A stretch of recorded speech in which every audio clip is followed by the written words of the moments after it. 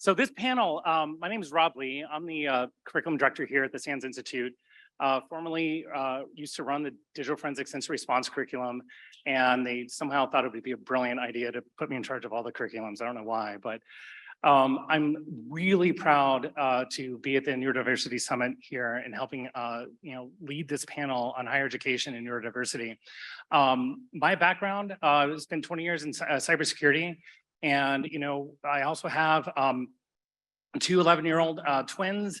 My daughter, who has severe anxiety, is on what a lot of people kind of think that she, is in the neurodivergent category. So I've become very fascinated with what she's going through, especially like with anxiety related debilitations as it relates to education and learning. So it's one of the reasons why I'm, personally invested in, talking to my esteemed colleagues up here. And I'm going to roll down to my left to, well, actually the right to left or right left to right, depending on which side you're facing on, starting with Mick Douglas. And what I'd like everyone to do is give a short introduction about yourselves, your thoughts on neurodiversity, are you neurodivergent, and why you're asked to be on the panel. Hi, everybody. My name is Mick Douglas. I'm a SANS instructor. I also run my own consultancy, and in my copious spare time, I'm also a member of the INS research faculty. I am neurodivergent. I've had ADD. I was diagnosed when I was in grade school, and I've been fairly forthcoming on social media about it. If you interact with me for any length of time, you'll kind of realize that I'm not quote unquote typical. I don't know, what else did you want to know? Why you're asked to be on the panel? Why I was asked to be on the panel is volunteer. I was voluntold. Voluntold. Yeah. Jennifer Santiago? Yeah, Jen put me in a headlock and said, you come here. No, I there was a mention that there was going to be this panel, and I said, hey, I'd be happy to chat and share my experiences. Excellent. My name is Adam Kosloski. I am an operations team lead for GIAC certifications. I was asked to be on this panel not because I'm neurodivergent, but because I help manage the accommodations process for GIAC. That is something that's very important to our test takers and also very important to us. I'm Sadie Gauthier. I work at SANS at the SROC division, so we work on the courseware. I am neurodivergent. A little bit different story. I actually had a chronic illness when I was younger, about 5, and it attacked my brain. So that actually caused a lot of my neurodivergent qualities. I was invited on the panel because I kind of bring that student view. I'm a little bit newer to SANS. I've taken a few GIAC exams and had some successes and some failures, learned a lot. So hopefully I can contribute to this panel. My name is Jason Nickola. I'm a SANS instructor for enterprise penetration testing. I'm a pen tester by day at Pulsar Security. And when I found out this panel was going to take place at the summit, I asked to be involved because I grew up the kid in class that couldn't sit still and couldn't keep quiet, but no one ever thought to think, hey, maybe he thinks or learns or communicates in a different way. So I spent most of grade school and high school and early college trying to learn about how I learn and interpret the world. I didn't really get it figured out until I was in my mid-20s. So I'm excited to share some of that perspective of somebody who hasn't stubbornly taken advantage of any of the accommodations that are available to me in life. And I'm eager to learn a little bit about them here as well. So pleasure to be here. All right, that's awesome. So everyone who is in the audience or watching virtually online, please post your questions into the Slack channel. I have some prepared questions that we're going to start with, and then I'll be bouncing back and forth between the questions in the Slack channel. I think it's 1A, questions for the speakers. So we're going to start off on what impact, and we'll start with Jason since you have the microphone. What impact do you think neurodiversity movement has had on the SANS Institute in particular? Yeah, so I would say over the last few years, especially, it's something that I'm seeing talked about more across a lot of society, our industry, and within the SANS Institute specifically, where it's accepted and embraced to be open about what your specific, unique needs are, and not even just in a showy way, but in a way that there really is a push to try to accommodate the different learning styles and to recognize that people don't learn and communicate in standard ways, even though we've really tried for the last 100 years to sit everybody down in a seat and have you be quiet and listen and ingest the information and take a test to prove that you've passed it. So I've seen a major push to welcome and gain some of that feedback about how each individual is different and accommodate some of those learning styles, especially for people who have neurodivergent learning patterns. Anyone else want to talk about SANS? I know Yeah, sure. here in a second, I'm going to ping on you as well about GIAC and SANS. No, go ahead, Sadie, you're first. Oh, yeah, so. I'm prepping him to let him know he's next. Preparative. Yeah, so I actually came from a government agency. When I left, I didn't really know what I wanted to do. I knew I wanted to be in cyber, but I was trained as a cryptographer, and then most of the jobs that say cryptographer are a little shady. But someone from SANS, Phil Hagan, actually recognized that I had some talents. I went to a lot of these free summits, just as you guys are here. I talked with a lot of great people at SANS who thought like me and embraced me, and Phil brought me on to SROC, and he really saw my neurodivergent qualities as assets to SANS, and I think that's huge, and I think more companies need to be like that. That's awesome. Adam, and I'm going to expand on the question. What ways is SANS and GIAC trying to accommodate neurodiversity in test taking in the classroom and beyond?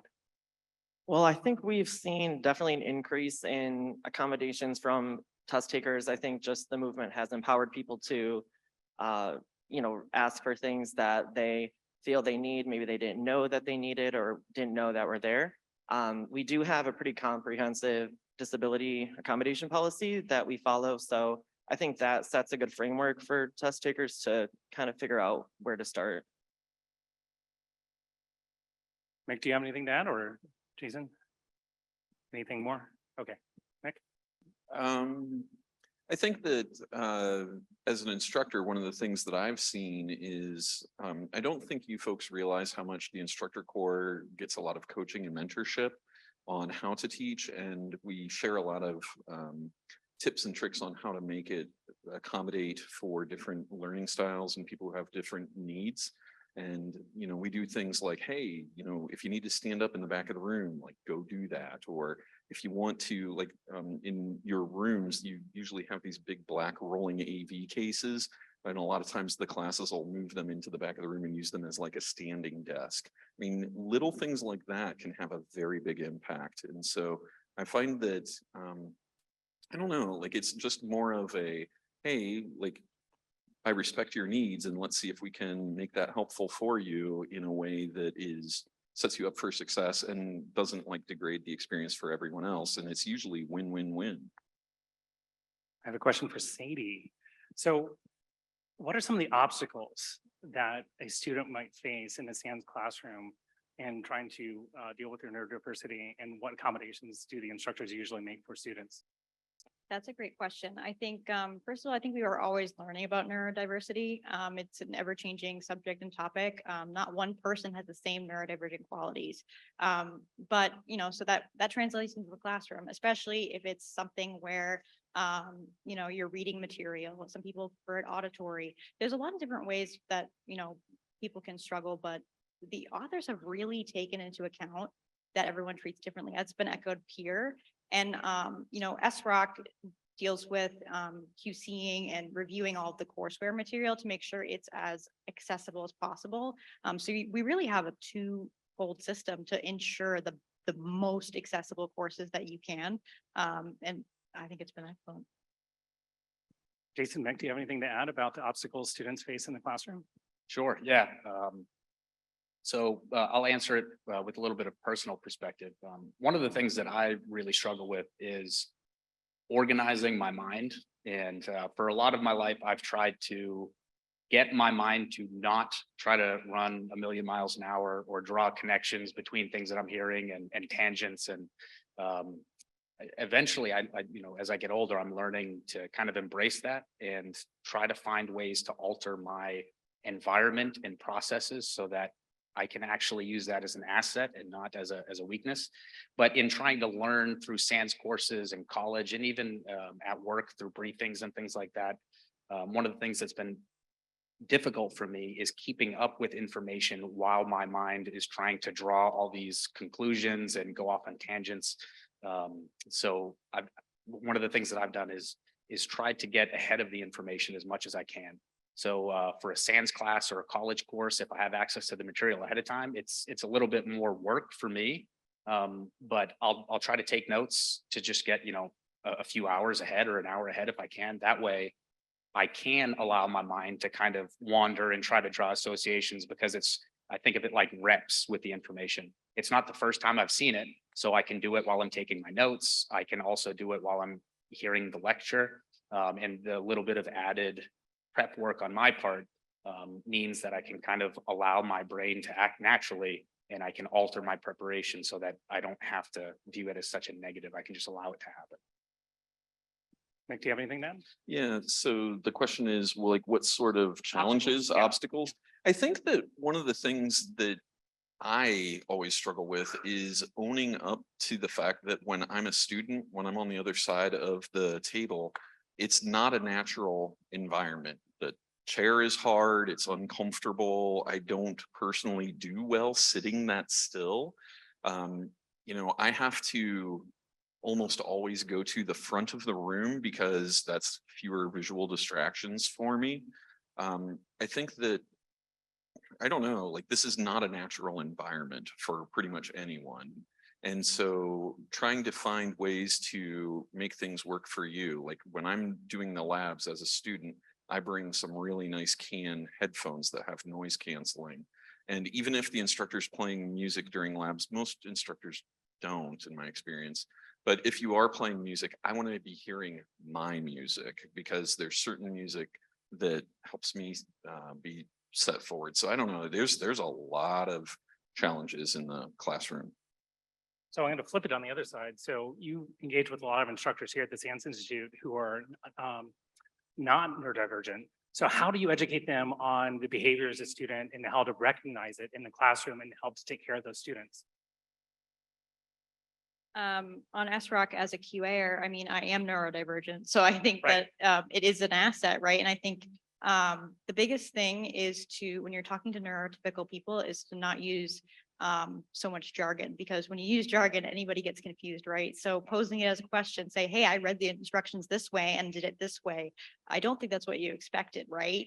And so just showing people through action, if one person can think through the labs this way, it's likely that another person is going to, and that might lead to a negative outcome or a negative review, and nobody wants that. So just demonstrating it for them is a big deal. One of the things that I give SANS a ton of credit for is that they really do try to prioritize the student learning experience. So the feedback loop from students to instructors and to the SANS organization as a whole is something that SANS as a company spends a lot of time trying to tighten and reinforce. If you've ever, I'm sure you'll get an eval at the end of this. If you've never been to a SANS event, you'll get an eval, so don't worry about it.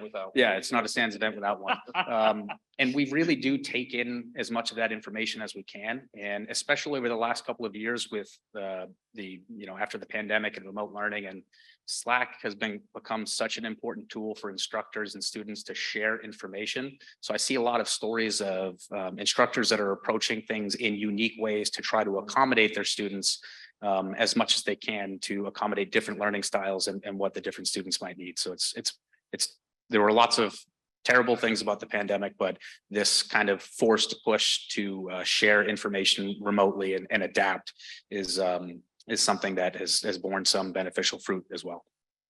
I think another thing that you probably don't realize is that the instructors receive a lot of coaching even from SANS. There's an instructor development process that's quite rigorous. And one of the steps in the process is you get taught how to teach.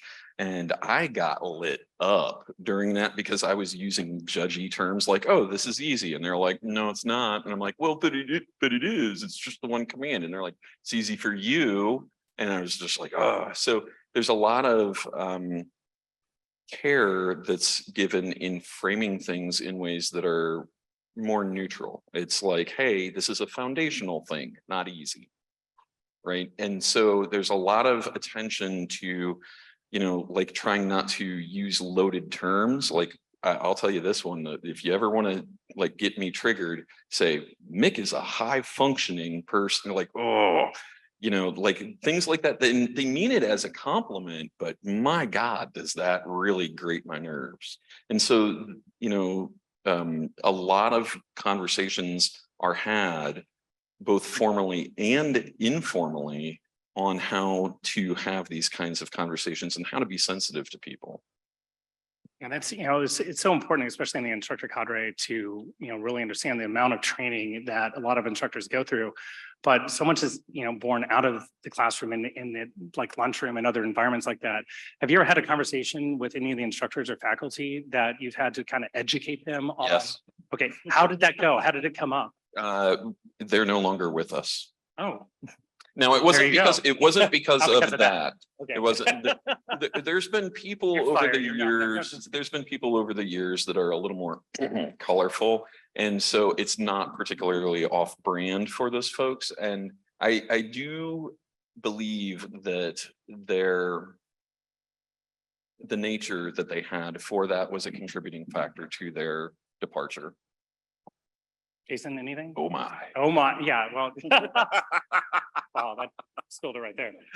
Yes, so one specific event does come to mind, and I won't name any names or anything like that, but I was in a class as a student, and there was a portion of the course where the instructor tried to really hammer home a point by altering their volume, which is actually, it's a great public speaking skill, right? Drawing people in by getting a little bit quiet and then raising your voice a little bit. People will lean in and listen sometimes.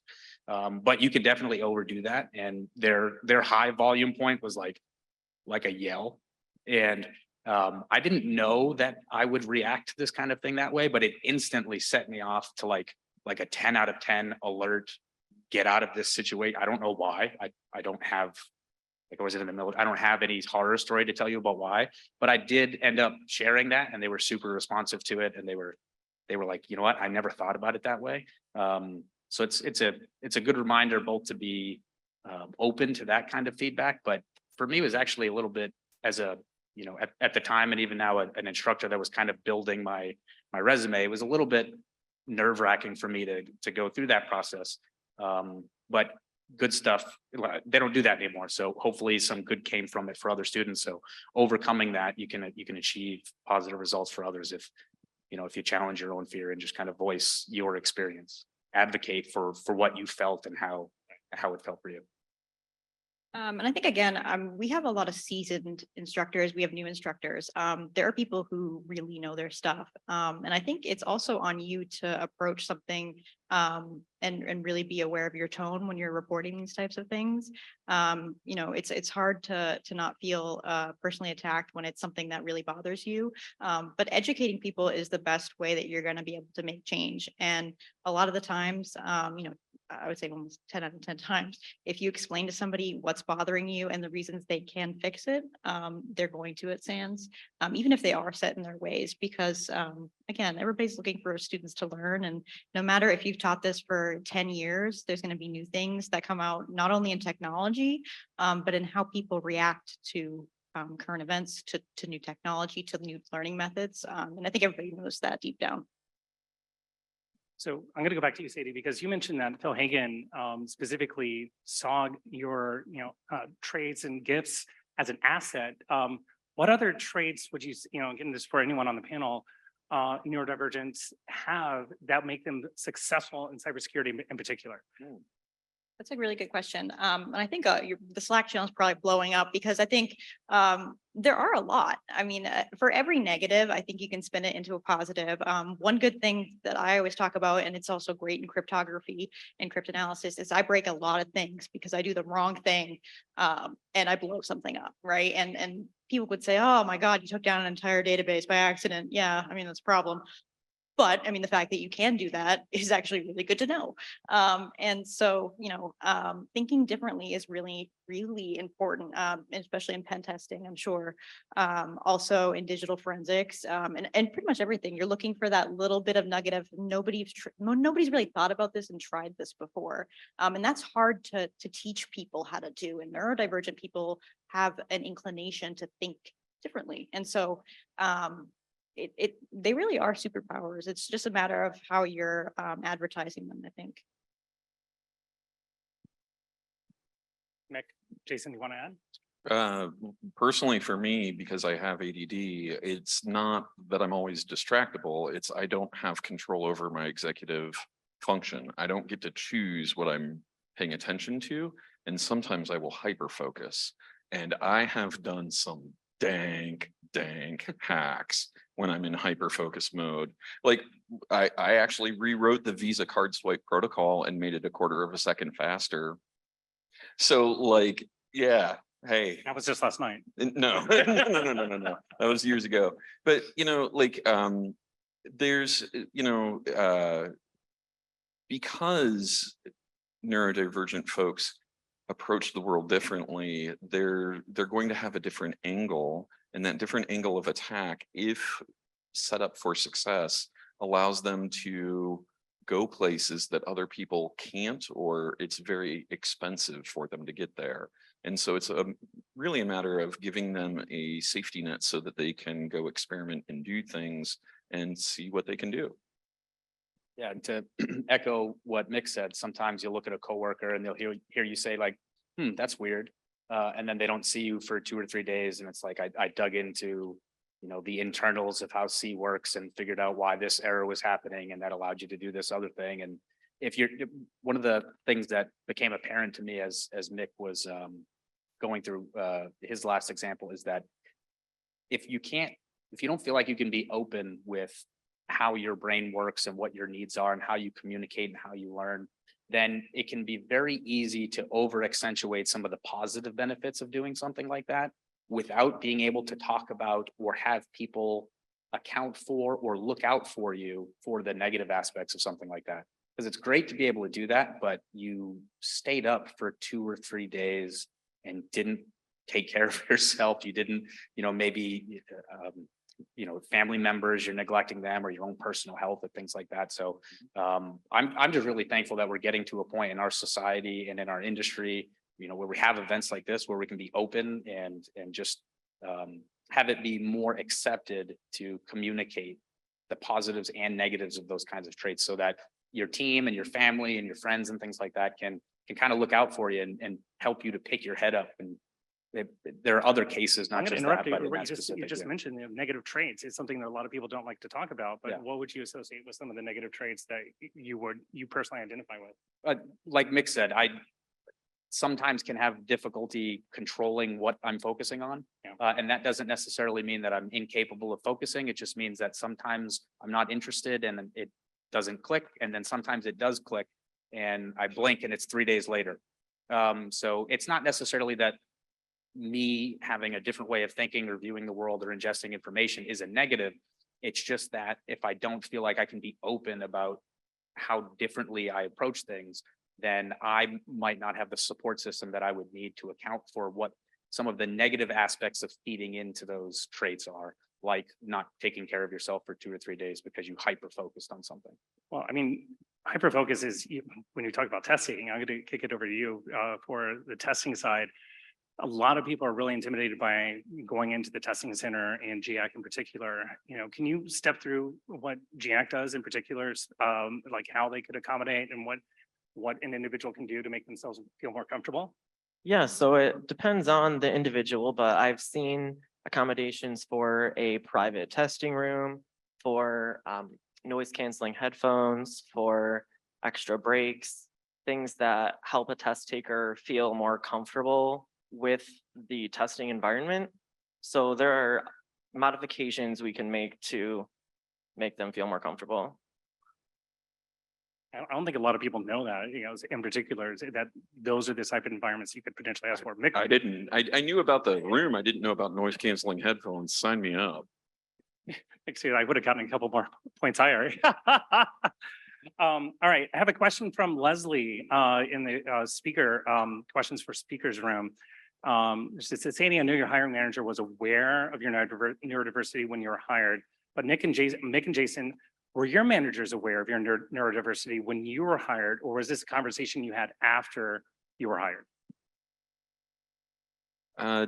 So I run my own consultancy, so the manager knew. But throughout my career, it's different.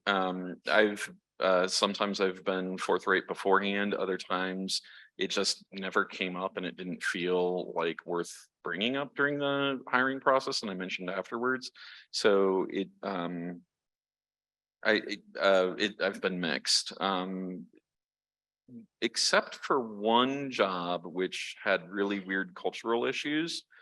Every experience that I've had so far is largely like, oh, okay, well, here's some ideas on how we can set you up for success. I've been with the same company for the better part of 10 years. And this is something about myself that I'm just kind of coming to terms with and understand and being able to communicate. So I definitely didn't have a conversation about it ahead of time. If I could go back with what I know now, it is definitely something that I would bring up in some of those initial conversations, if for no other reason than to gauge how the company and my direct manager views those kinds of conversations and accommodations, and try to gauge what the climate and culture is in terms of neurodiversity at the company. So in my next company, if I leave, it'll definitely be something that I bring up early in the process.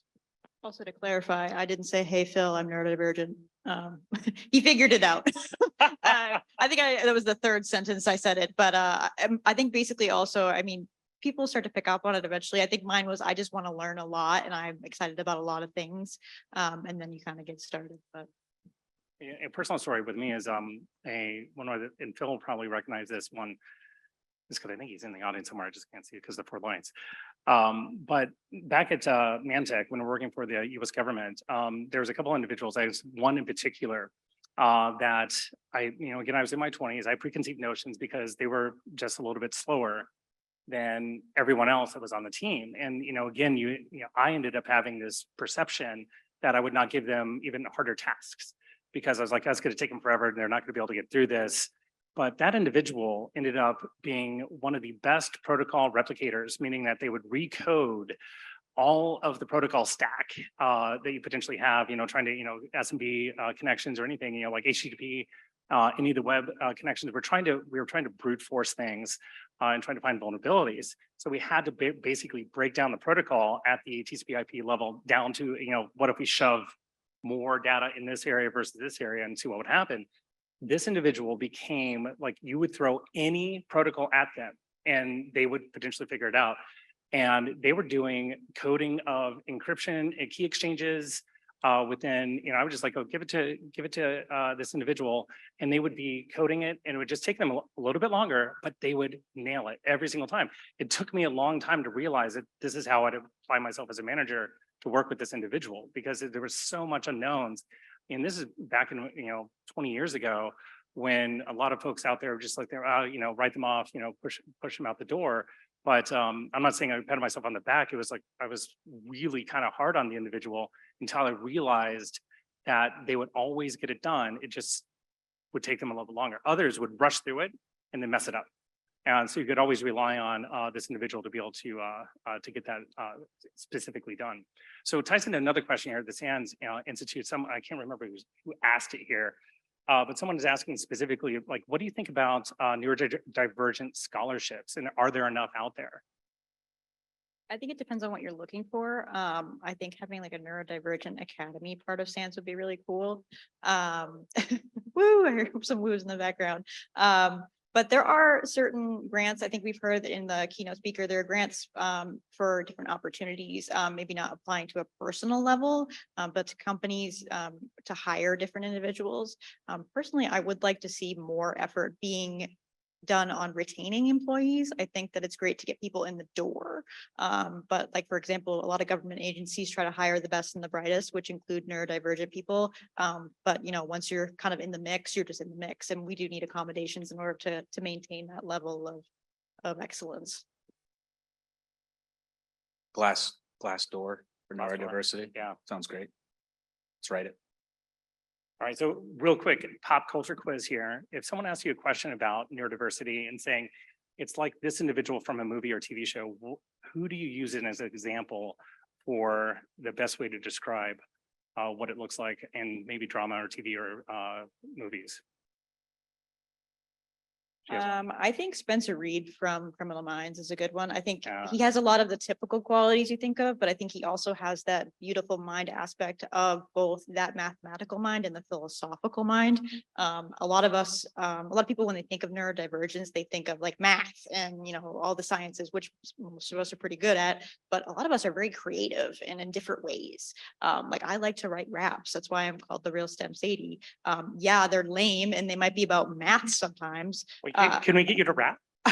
How many people want to hear a rap? I'll do a small one. I'm up in your system. I bypassed your crypt. You're embarrassed. You're tired and your stock just dipped. Yeah, don't drop Thank the you. mic. Don't get mad at us. Expensive, Mike. All right, we are approaching the last 5 minutes and I'm going to go through and basically ask each individual to comment. And again, you go out of order in order. Closing thoughts on neurodiversity at the SANS Institute, education, higher education, anything in general that you'd like to add or educate the community about. Yeah, so I'll start. I've been very internally focused. I just will admit I haven't taken advantage of lots of the things that lots of organizations make available for accommodations. But for me, experimentation has been really the name of the game, to try to learn about myself and learn how I learn and communicate and try to put my best foot forward in terms of my process and my environment so that I can kind of take that with me to different situations and try to adapt my approach to best tailor to my learning style. And then advocate for that relentlessly as much as I can in as many different situations as I can. That's a good one. I'd say probably two phrases: educate and always be curious. I think educate people on what you need, but in a way that they're going to understand. Just like we might not feel understood by neurotypical people, they might not feel understood by us. So it's important to use words that they're going to understand, and be curious. I mean, ask a lot of questions. If you don't know about accommodations, ask. I mean, a lot of times people seem scary. Process seems scary. The worst thing that somebody's going to say is there are no accommodations, or no, I'm not going to teach you that way. And most neurodivergent people know we hear that a lot and we work around it, right? So you're already going to work around it no matter what. So just ask and just try to learn. I'm going to add that just one note for anyone who's out there watching. If you're taking a SANS class, ask. She's exactly right. Ask to see if you could be accommodated. Bring it up to the instructor. The education that Mick and Sadie and Jason and Adam are doing for instructors or faculty and our TAs at this point are outstanding. So please bring it up. You have to, raise your hand and again, cause the instructor to become curious. Otherwise, we don't know, we're not aware. We don't know, like the music or even varying the tone and the volume. These are things that are very easy to change when you're teaching a class.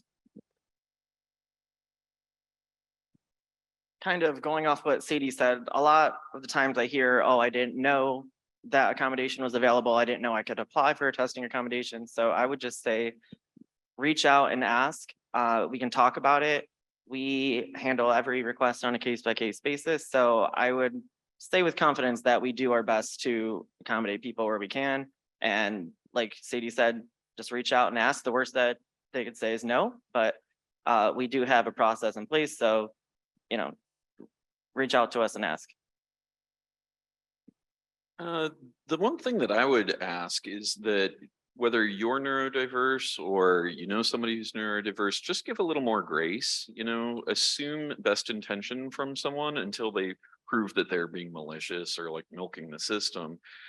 If you are neurodivergent and you're struggling with things, try to set up a system, experiment with it, understand that sometimes a particular method will work some days and not others, and try to set yourself up with safety nets so that when you have a backslide day that you're not sliding all the way back to the start, and it might be 2 steps forward, just 1 step back, and just try to realize that we're muddling through it the best we can. And frankly, the normies are covering much better than you are in terms of how they're struggling. They're struggling differently. All right, well said. How many people want to hear another rap? from Rob Yeah. this time. Rob That was a can't, wrap. yeah.